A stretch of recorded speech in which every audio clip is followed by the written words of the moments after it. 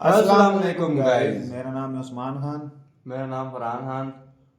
और भारत ने गैस खरीदी है जो ईरान से 92,700 MT टन। मतलब वो भारत जो है ना ईरान से खरीद रहा है, हाँ ना, किसी से मदद नहीं मांगी। मदद नहीं मांग रहा। हाँ, ठीक है। और कई कंट्री कई जो है कंट्री इसके कंट्री साथ इससे मदद मांग रहे हैं। मदद मांग रहे हैं। तो बाकी आप वीडियो देखें। चलिए शुरू करते हैं।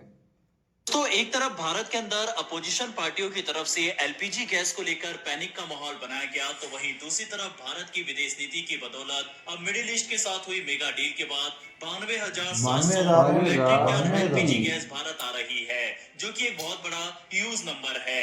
भारत इस क्षेत्र में इकलौता ऐसा देश है जिसको स्टेट ऑफ हॉर्मुज से अपने जहाज निकालने की परमिशन मिली हुई है। यही कारण है कि भारत के पड़ोसी देश इंक्लूडिंग बांग्लादेश, जो कि भारत को आज से कुछ महीने पहले तक बांग्लादेश आंख और दिखा रहा था, वह भी ये भारत के मदद आगे मांग मदद रहे की थे। गुहार लगा रहा है। इसके अलावा श्रीलंका, मालदीव, नेपाल भी एनर्जी सप्लाई के लिए भारत का मुंह देख रहे हैं। वाह जानते भाई। हैं आज की इन सभी खबरों के बारे में डिटेल में। दरअसल भारत सरकार ने शनिवार को जानकारी दी कि 2 एलपीजी टैंकर शिवालिक और नंदा देवी सुरक्षित रूप से इस अहम समुद्री रास्ते से गुजर चुके हैं। इन दोनों जहाजों में मिलकर लगभग 92,700 मैट्रिक टन एलपीजी यानी लिक्विफाइड पेट्रोलियम गैस लदी हुई है।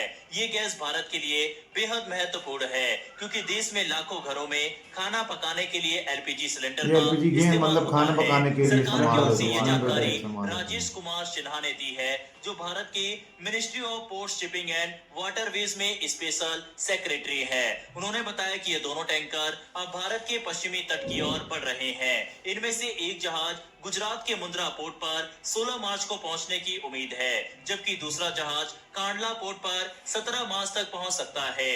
इन जहाजों की सुरक्षित गुजरना इसलिए भी महत्वपूर्ण माना जा रहा है क्योंकि इस समय पर्शियन गल्फ यानी फारस की खाड़ी का इलाका काफी संवेदनशील बना हुआ है। इसके बावजूद भारत के ये टैंकर सुरक्षित रूप से अपनी यात्रा जारी रखे हुए हैं।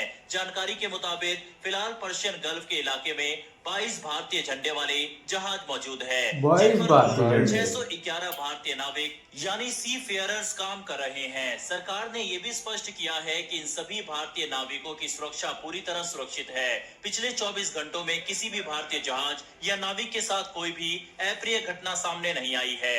ये जानकारी इसलिए भी अहम है क्योंकि हाल के समय में इस क्षेत्र में तनाव और सैन्य गतिविधियां बढ़ी हुई है।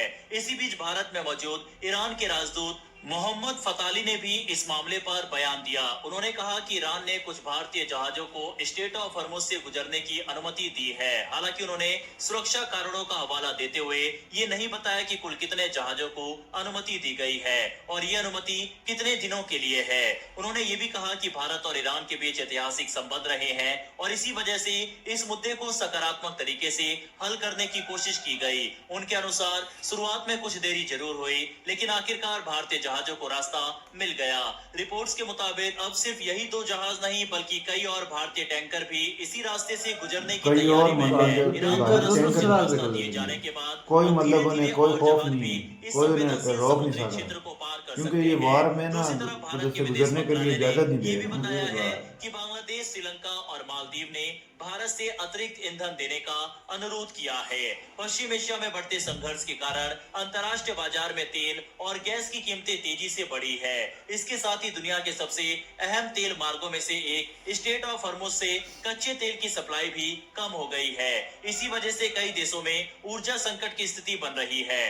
भारत के विदेश मंत्रालय के प्रवक्ता रणधीर जायसवाल ने एक प्रेस ब्रीफिंग में बताया कि बांग्लादेश सरकार ने भारत से डीजल की अतिरिक्त सप्लाई करने का अनुरोध किया है। उन्होंने कहा है कि इस अनुरोध पर अभी विचार किया जा रहा है।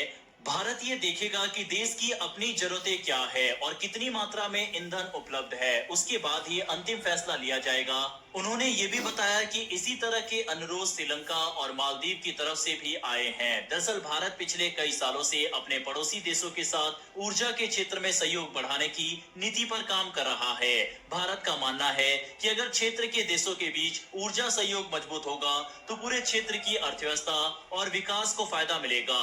इसी सोच के तहत भारत ने नेपाल और बांग्लादेश के साथ सीमा पार पाइपलाइन बनाने में मदद की है। इसके अलावा भूटान में जल विद्युत परियोजनाओं के विकास में भी भारत ने बड़ी भूमिका निभाई है। अगर बांग्लादेश की बात करें तो भारत पहले से ही वहां डीजल भेजता रहा है। असम में स्थित नुमालीगढ़ रिफाइनरी से साल 2007 से बांग्लादेश को डीजल की सप्लाई की जा रही है। शुरुआत में ये ईंधन जल मार्ग और रेलवे के जरिए भेजा जाता था। बाद में दोनों देशों ने मिलकर एक पाइपलाइन भी बनाई जिसे इंडिया बांग्लादेश फ्रेंडशिप पाइपलाइन कहा जाता है। इस पाइपलाइन की मदद से अब सीधे डीजल बांग्लादेश पहुंचाया जा सकता है। साल 2017 में भारत की नुमालीगढ़ रिफाइनरी और बांग्लादेश पेट्रोलियम कॉर्पोरेशन के बीच एक समझौता हुआ था। इस समझौते के तहत भारत बांग्लादेश को हाई स्पीड डीजल की नियमित सप्लाई करता है। इस व्यवस्था के अनुसार भारत हर साल लगभग 1,80,000 टन डीजल बांग्लादेश को भेजता है। हाल ही में इसी समझौते के तहत भारत से करीब 5,000 टन डीजल की एक खेप पाइपलाइन के जरिए बांग्लादेश भेजी जा रही है। यह सप्लाई पार्वतीपुर सीमा के रास्ते पहुंच रही है। बांग्लादेश पेट्रोलियम कॉर्पोरेशन के चेयरमैन मोहम्मद रेजनुर रहमान ने बताया कि अगले 6 महीनों में कम से कम 90,000 टन डीजल आयात किया जाना है। उन्होंने उम्मीद जताई है कि आने वाले 2 महीनों में 6 महीनों के लिए तय पूरी मात्रा देश तक पहुंच जाएगी। उधर बांग्लादेश में ईंधन संकट को देखते हुए सरकार भी सतर्क हो गई है। सरकार को रिपोर्ट मिली है कि कुछ व्यापारी बाजार में कृत्रिम कमी पैदा करने के लिए ईंधन जमा कर रहे हैं, यानी कुछ लोग ज्यादा मुनाफा कमाने के लिए पेट्रोल और डीजल को स्टोर करके रख रहे हैं ताकि बाद में ऊंचे दाम पर बेच सके।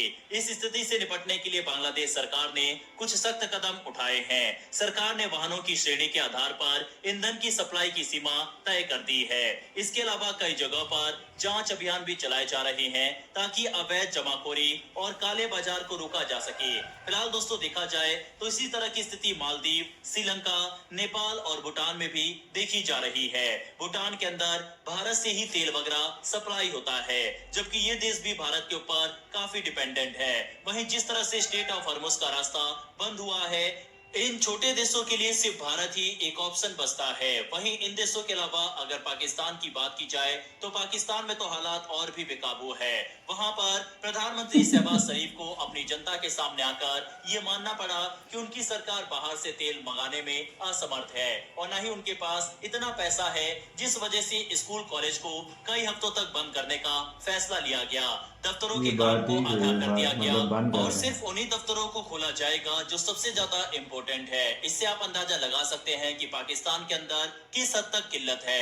एक तरफ अफगानिस्तान पाकिस्तान के ऊपर हमला कर रहा है तो दूसरी तरफ पाकिस्तान के अंदर बहुत बड़ा एनर्जी क्राइसिस खड़ा हो चुका है।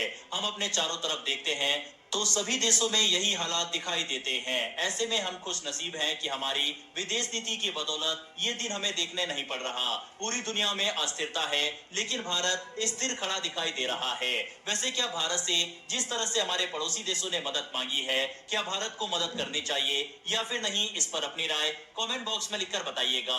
साथ ही भारत की विदेश नीति, भारत सरकार और भारत देश के लिए कमेंट बॉक्स में एक जय हिंद तो बनता है, जिनकी बदौलत हम लोग सुरक्षित है। साथ ही हमें सपोर्ट करने के लिए नीचे दिए गए सब्सक्राइब बटन को ये देख सकते हैं गाइस के भारत से अभी भी मतलब मदद मांग रहे हैं साथ वाले कंट्री, और पाकिस्तान की मतलब जो बात की जा रही है कि पाकिस्तान में डीजल कितना महंगा हो गया। अभी इस टाइम पे भी डीजल और पेट्रोल बहुत महंगा हो चुका है और जिसकी वजह से कॉलेज और स्कूल बंद कर रहे हैं। कोई जो जरूरी दफ्तर हैं वही खोलेंगे। यही बात है। ठीक है गाइस, आप वीडियो को लाइक करें, कमेंट करें, ठीक है, और अल्लाह हाफिज।